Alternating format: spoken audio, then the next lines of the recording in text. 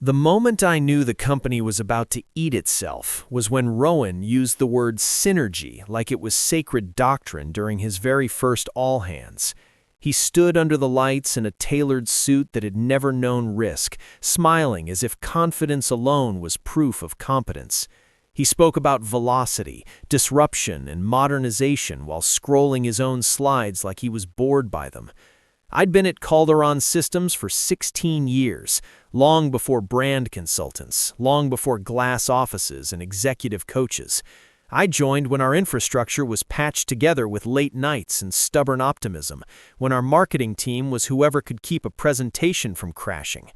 The founder, Victor Calderon, built the company on a folding table in a rented storage unit and one unshakable belief: permanence comes from process, not personalities. He drilled that into me early. Every system leaves evidence. Every decision needs a trail. My official title was Operational Continuity Director, a phrase that meant nothing to outsiders. Internally, I was the person called when payroll froze, compliance panicked, or legal couldn't remember which charter actually governed us. I didn't manage people, I managed outcomes. Then Victor got sick, slowly at first. Missed meetings, forgotten names, pauses that stretched too long. The board panicked the way boards always do and handed control to Rowan, Victor's nephew, a man whose biggest professional achievement was surviving business school without learning humility. On day one, Rowan talked about replacing legacy thinking without once looking in my direction.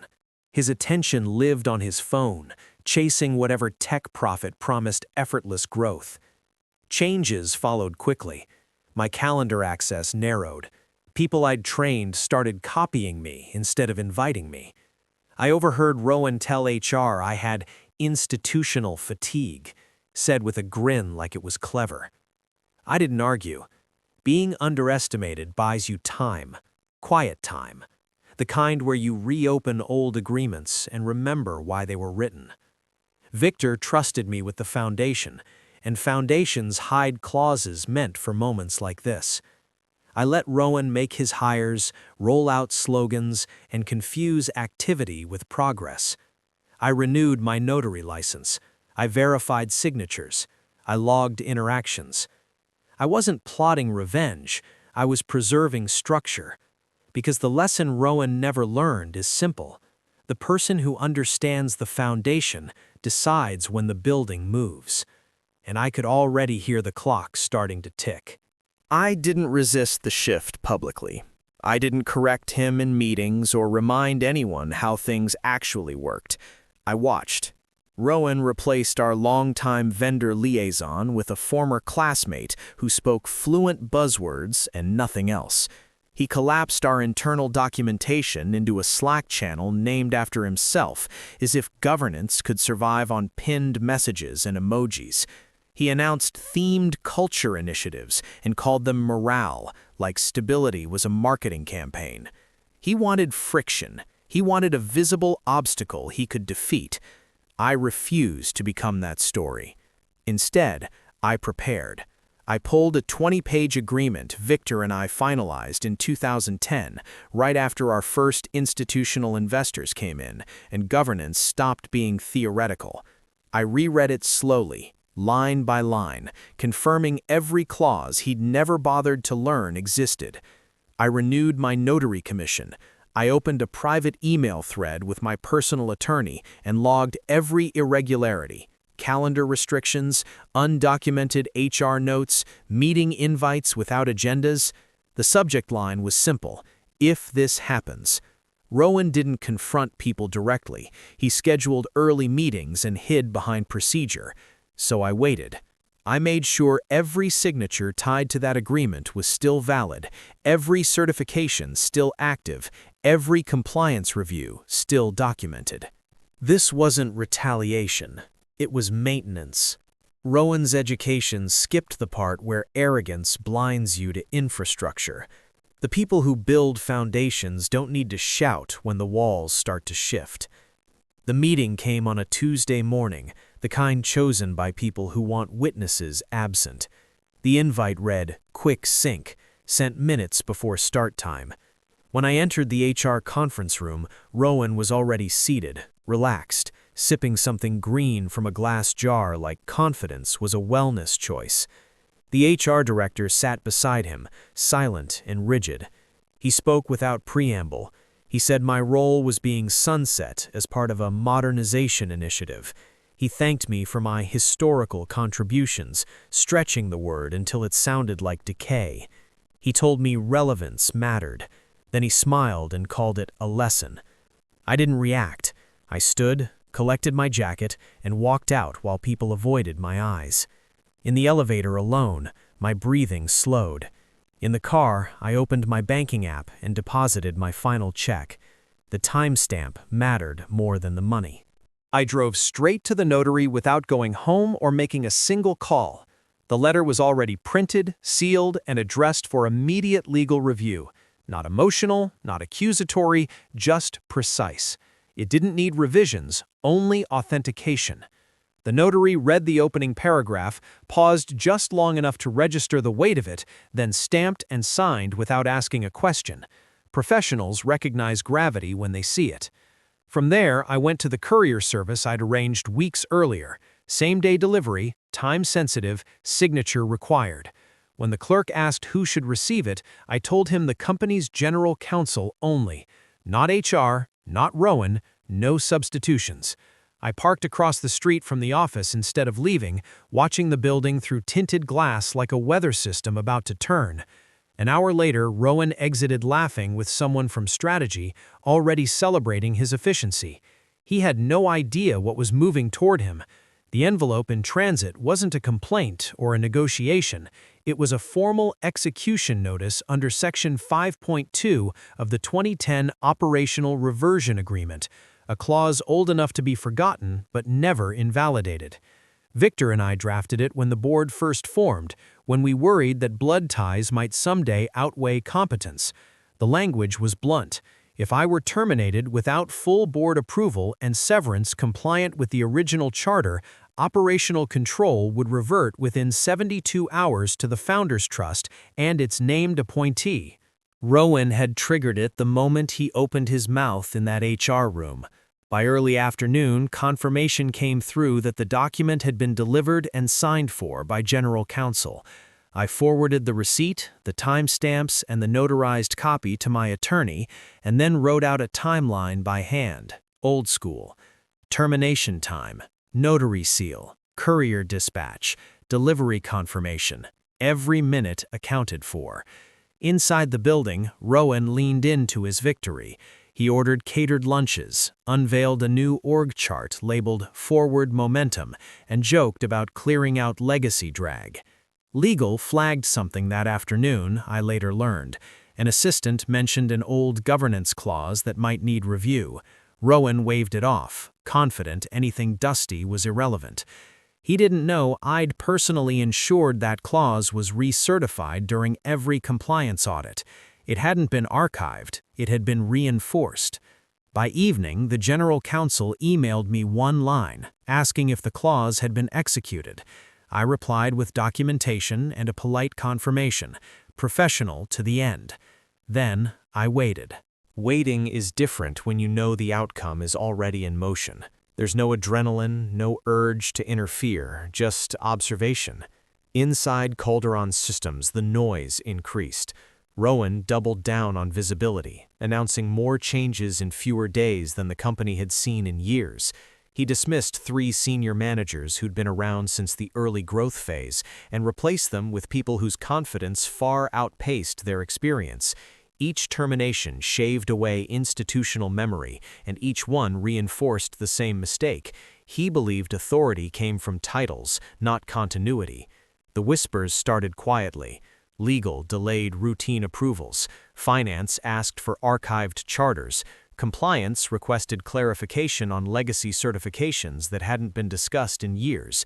Rowan responded by calling it resistance. He sent company-wide messages about energy and alignment, promising a future unburdened by the past. On Friday afternoon, I received a brief notification that my access to the internal HR portal had been temporarily restored.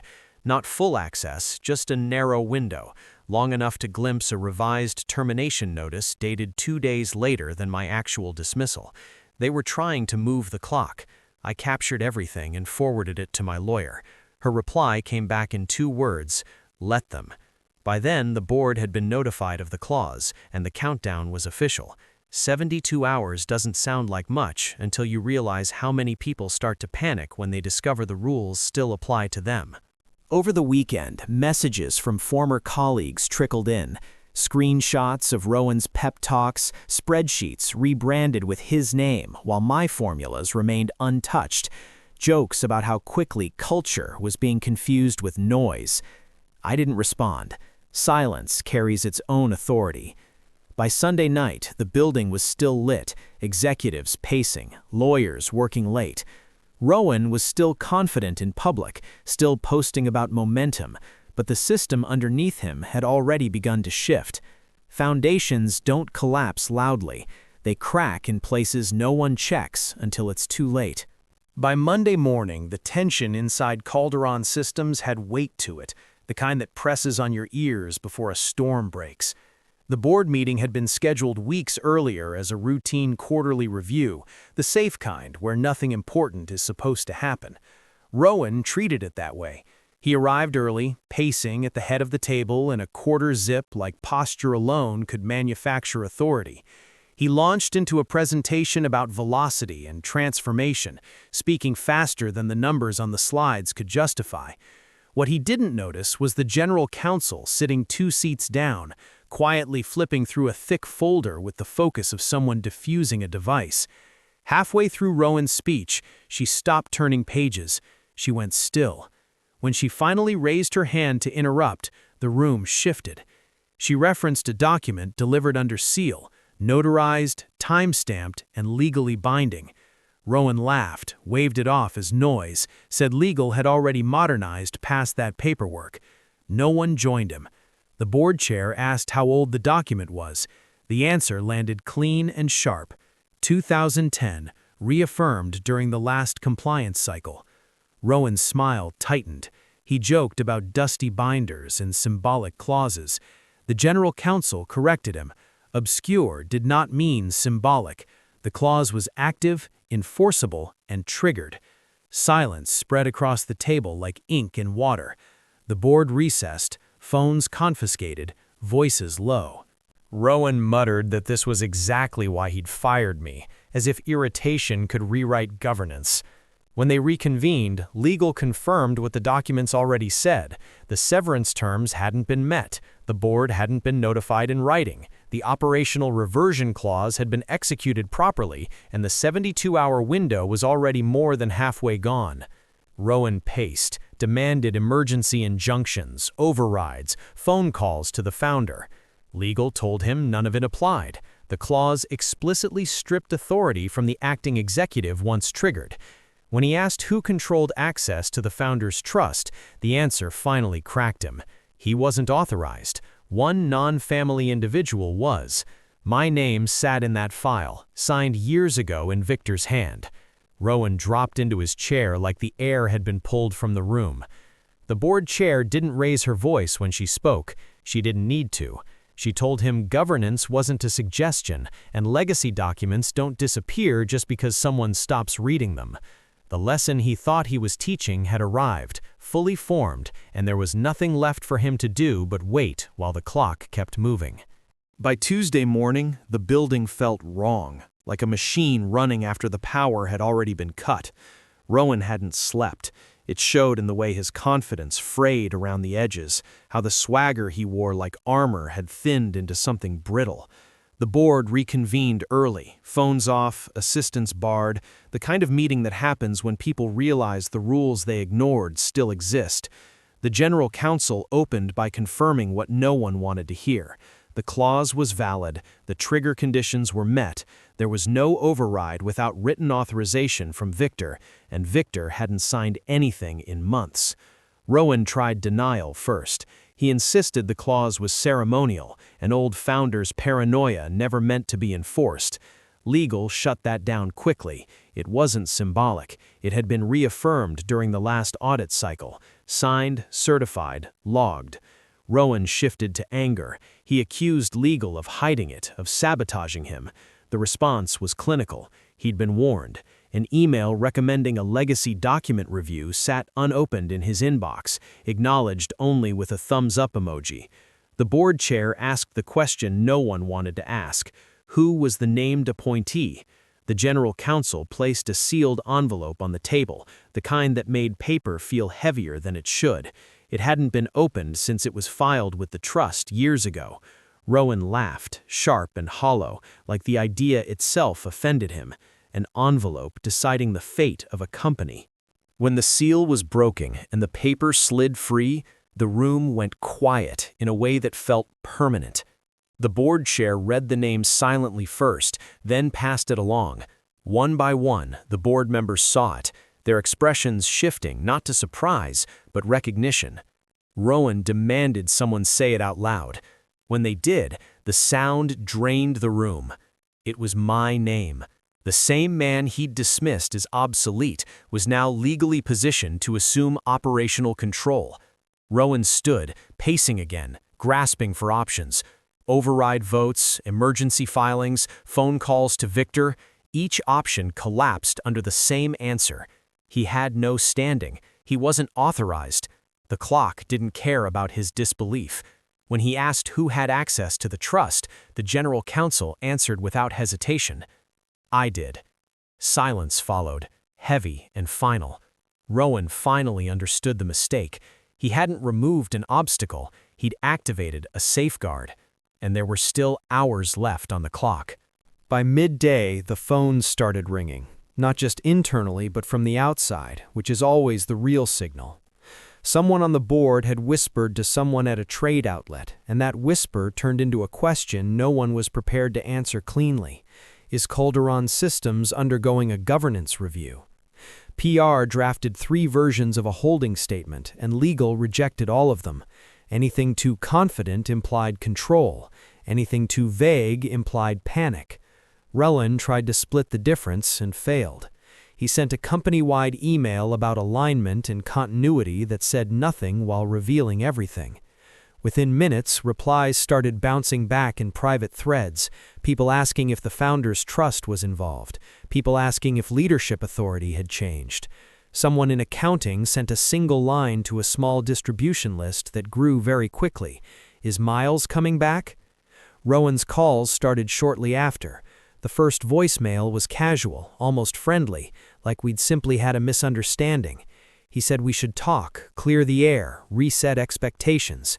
The second was tighter, more urgent, suggesting legal was confused and needed clarification. By the third, his voice cracked. He asked me to call him back. He said, please. I didn't listen to the rest. Silence isn't passive when it's chosen. Inside the building, the mood fractured. Legal locked down document access. Finance froze discretionary spending. Compliance halted 2 initiatives pending clarification of authority. Rowan tried to override them and discovered his approvals no longer carried weight. The clause had already begun doing what it was designed to do. Slow everything until legitimacy was restored. The board convened again that afternoon without him in the room. When he was finally invited back, it wasn't to speak, it was to listen. The general counsel laid out the timeline: termination, execution, delivery, certification. There were no gaps to exploit, no technicalities to lean on. Rowan suggested emergency injunctions. Legal explained he lacked standing. He suggested appealing to Victor directly. Legal reminded him he wasn't authorized to contact the trust. When he asked who was, the answer landed harder the second time. I was. The board chair didn't soften her tone. She told Rowan this wasn't personal, it was structural. The safeguards were written precisely to prevent unilateral decisions driven by proximity instead of competence. Rowan laughed once, bitter and hollow, and asked if I planned to enjoy this. The question never reached me. I wasn't there. But the answer was obvious. This wasn't about enjoyment, it was about continuity, and the system was already choosing it over him. By late afternoon, the illusion of control had fully collapsed. The The building was still standing, the lights still on, but no one was pretending anymore. Rowan sat in a glass conference room making calls that went unanswered, his reflection multiplying around him like witnesses to a mistake he could no longer outrun. The board had authorized legal to proceed as if the transfer was inevitable, not because they wanted drama, but because delay only made things worse. Systems don't like ambiguity. People tolerate it poorly. Markets punish it immediately. The founder's trust representative arrived quietly. No announcement, no escort, just a woman with a slim briefcase and a practiced expression that said she'd done this before. Rowan tried to intercept her. Security stepped in without raising their voices.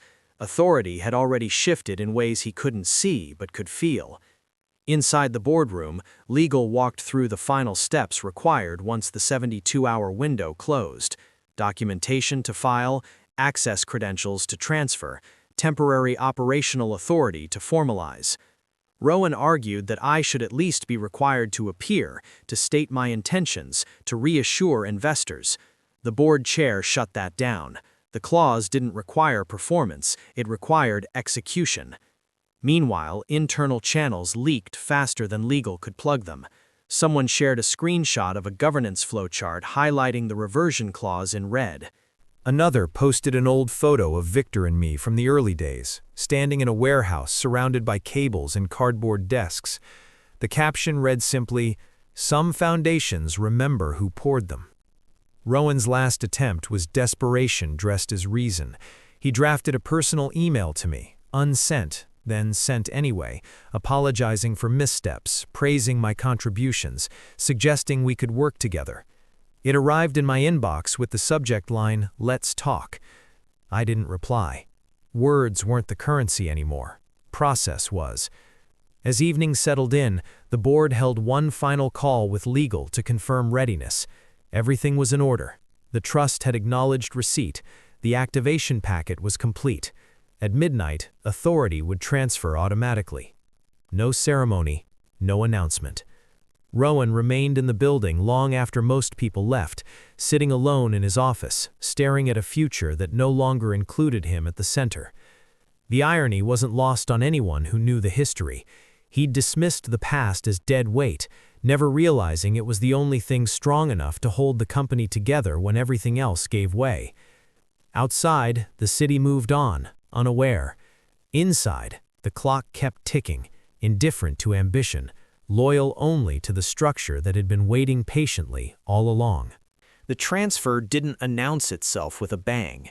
It arrived the way real authority always does, quietly, precisely, and without asking permission.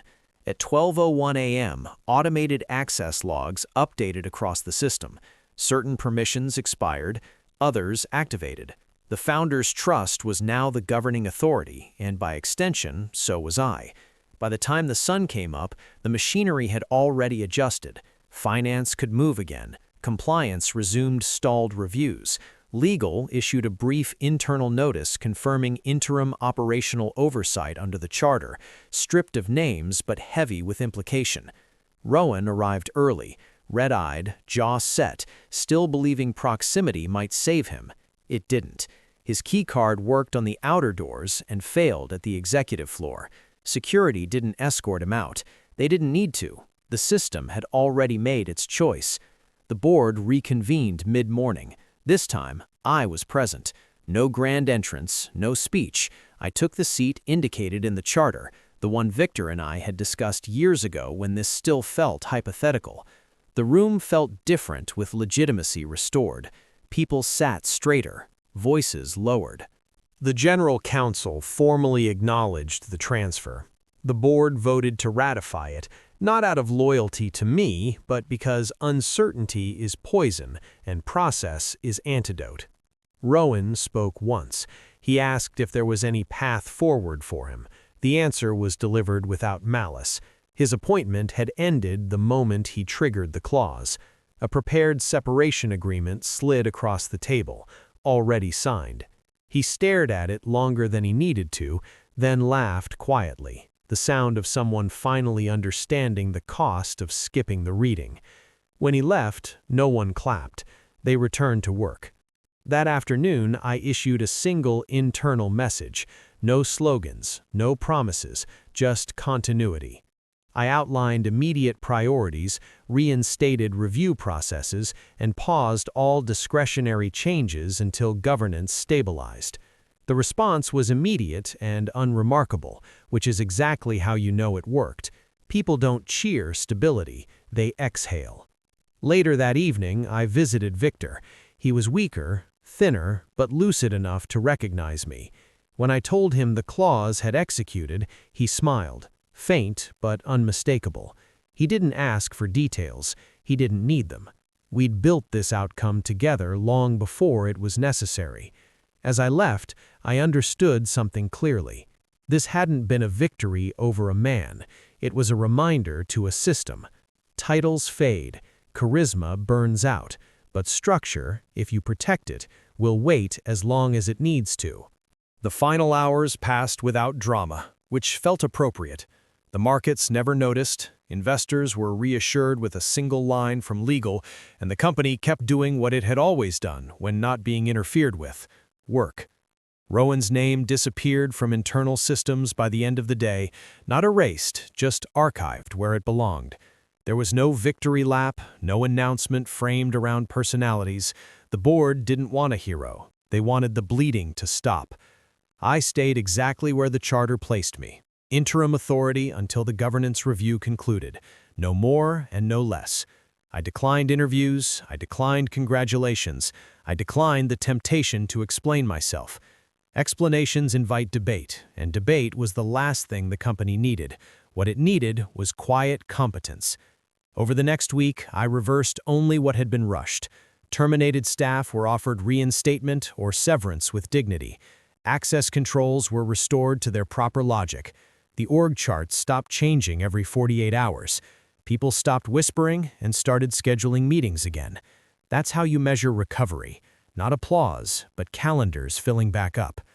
Rowan sent one final message through his attorney, asking if there was anything he could do to salvage his reputation. I never responded. Reputation isn't something you negotiate after the fact.